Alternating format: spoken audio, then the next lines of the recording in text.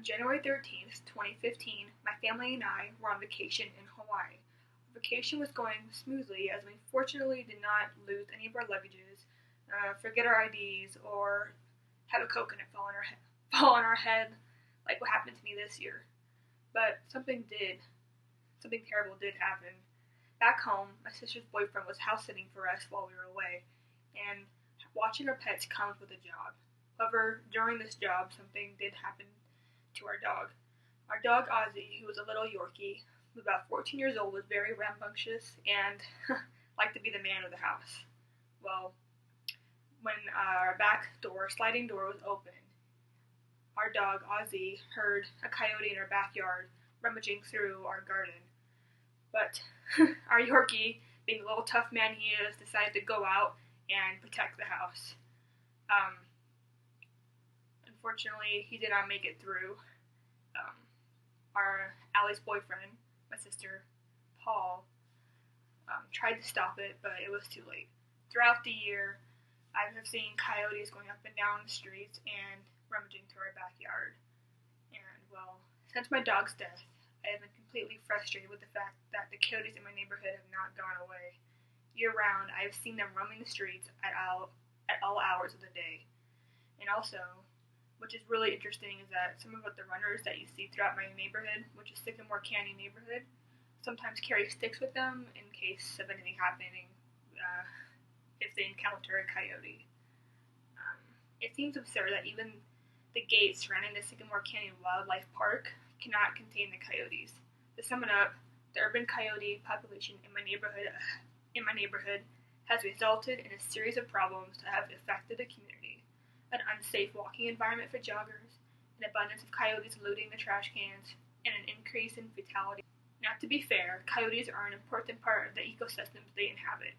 After all, amongst other things, they help to keep rodent populations in check and have an indirect role in helping to keep native bird populations flourishing.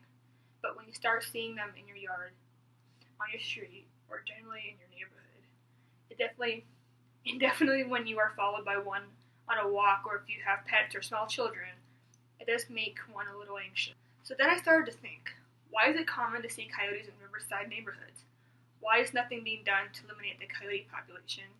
And what ways can a local citizen help eliminate the ongoing coyote problem, like me? My first step in tackling this problem was by sitting down and doing my research.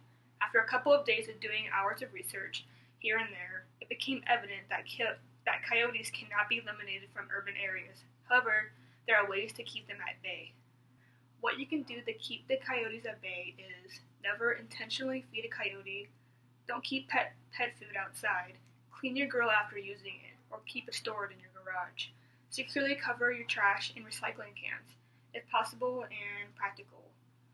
But put your trash out the morning of pickup rather than the evening before. Don't add meat, bones, etc. to your compost pile. Ensure your compost bin is tightly and securely covered. If you have fruit trees, pick up fallen fruit so as to not let it rot on the ground. Coyotes are very opportunistic eaters. Keep cats indoors always is safest, but at least between the dusk and dawn hours is when the coyotes are out, so keep them in during that time.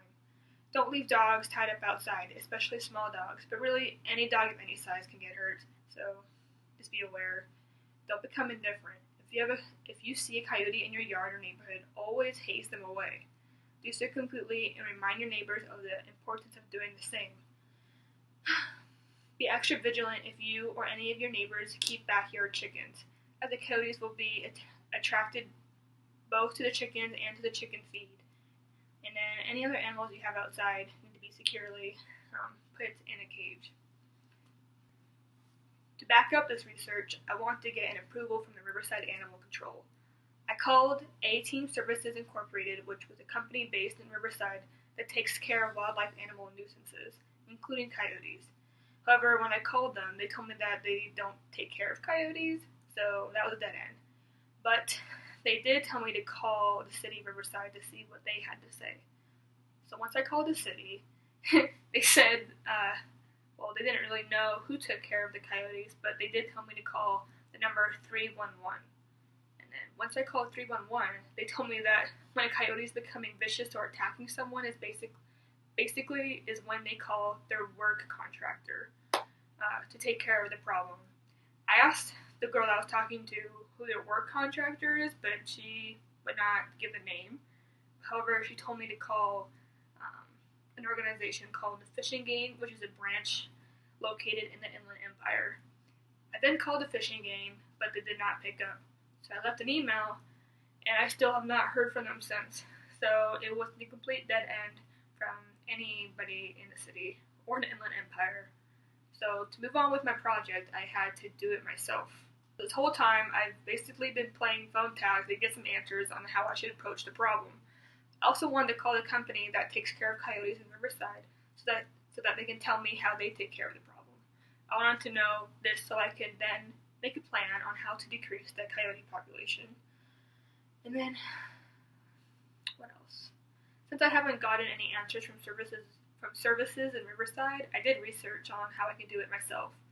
And then by doing that, I found a list of ways I can decrease the coyote encounters in my neighborhood that I mentioned earlier. However, I did find another solution. The other solution that I found online is a tutorial on how to make rotating pipe bars on the edges of your fences or gates to keep coyotes out. What it does basically is if a coyote tries to jump up and over your gate, it'll roll right off and wouldn't be able to get inside your backyard or front yard.